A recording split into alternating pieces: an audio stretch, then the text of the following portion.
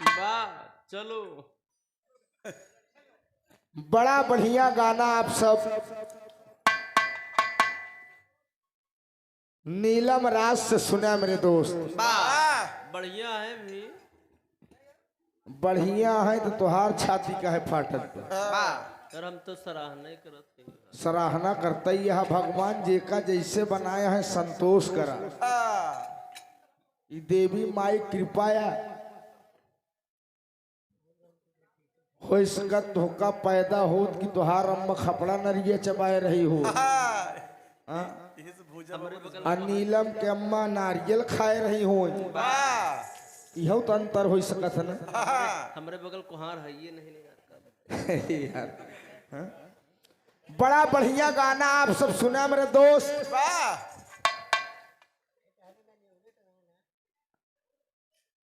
गिद्धराज जटाऊ master साहब महाराज दशरथ जी से मर्यादा पुरुषोत्तम राम को मांग लिए वादा हुआ था रघुकुल रीत सदा चली आई प्राण जाय पर बचन न जाए। दशरथ महाराज ने दे दिया। राम अपन वजन बढ़ाए लेकिन कहन धरती पर हम अत्याचारियन के मारे बरे आई। बाबूजी मर्यादा पुरुषोत्तम राम जनक नंदनी सीता का हरण हुआ। जटायु बचाने लगा। रावण ने पंख काटा और अपने हाथों से दाह संस्कार मर्यादा पुरुषोत्तम राम ने किया। यही वादा हुआ था। अरे वाह मास्टर साहब राम सेना लेकर लंका पर चढ़ाई किए। लंका का सर्वत्र विनाश हो गया। रावण की पूरी सेना मारी गई और मर्यादा पुरुषोत्तम राम लंका पर विजय प्राप्त करके विभीषण को लंका का राजा बना दिए। अरे वाह आप सब शांति का दान दो, शांति का सहयोग दो। एकदम चपकाए के बिरहा दे चलते ही। बड़ा निक धुन आप सब सुने।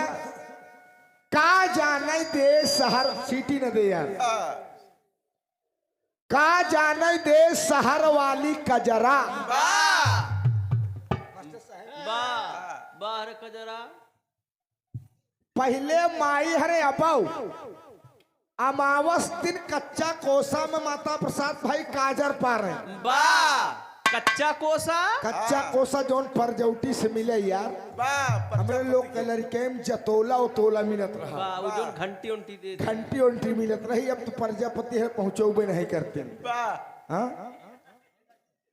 लेकिन है बाबू तो माई हरे काजर पार है तो कहा काजर पूरा घर में लगाए नहीं छछुन्नर हो गया। सही है ना। देर कमारा पूरा घर काजल लगा ले छछुन्नर हो गए। अरे पगलाऊ हरे जैसे कर्म करबे अब काजर लगाए स्वर्ग नरक ससुर मिले लगे तो हो ही गया। लेकिन अशोक भाई काजर घर में लगाए ले सवेरे जितना ईचर कीचर रहा कुल बाहर मुंह धो दे आंखें एकदम टकाटक। आज हेलो जमाना बदल गया है नीलम। ये लोग होंडल पिन वाला काजल लगावत है। होंडल पिन वाला। हाँ होंडल पिन वाला वो काजर बाबू आवत है। ऐसे पेंसिल की नाही रहा था शोक भाई। ऐसे खसकाइन आँखी में लगाए लीन जनाबन भर काजर लगाए हैं। वह काजरवा होठवा के आरी आरी लगाए ली। कसम भगवान से आप जौने शायद लिपस्टिक के बगल बगल लगाए लेन जैसे ससुर भैंसा के चुतरे बल्लम मारा। जमाना बदल गया। हमारे माई हर एक संस्कार में अब के संस्कार में बड़ा अंतर हो गया। वो बॉर्डर घेरत रहे का।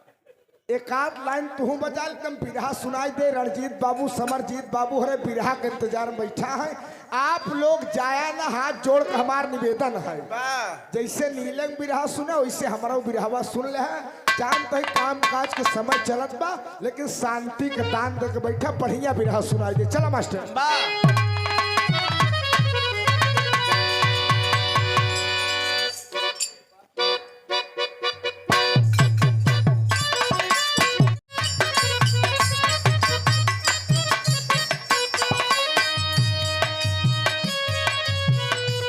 यह बड़ी रसिया गीत है दोस्त। आज नीलम हरे कवि जी लोग गाना लिख के देते हैं। हमारे माई बहन कौनो कवि ना होते बेचारी लगनी गावत थी बबलू भाई। लगनी जोड़त चली जही जितना मजा इनके गाना में हमारे लोग गाना में नहीं बे। अशोक चाहे पितरी के टाठी रहा लेकिन माई हरे का सोने के थारी में जौना परोसे पितरी वाली सोने के बनाई देती काबिलियत बन के लोग के अंदर का बजावत है मास्टर साहब।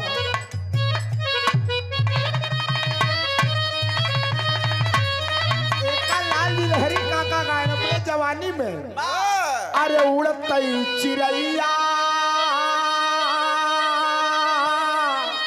अरे उड़त चिड़ैया काहे मारा बेई मनाऊ उड़त चिड़ैया काहे मारा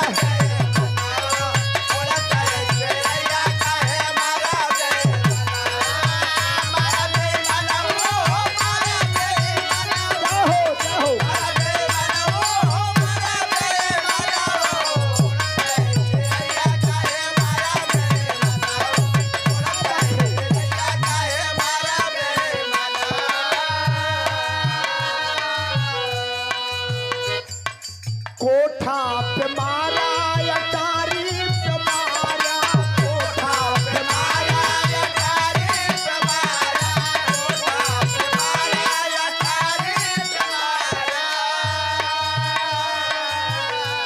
एक मारा कोठा पे मारा अटारी पे मारा की खिड़की के बीच काहे पारा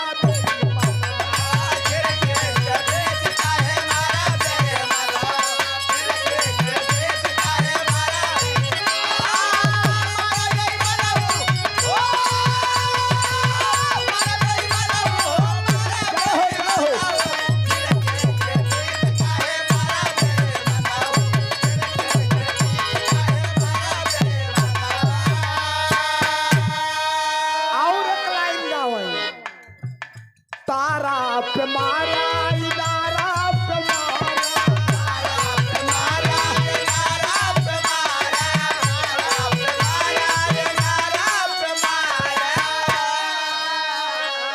अरे तारा पे मारा अरे तारा पे मारा अरे इदारा पे मारा की घड़िया के बीच काहे मारा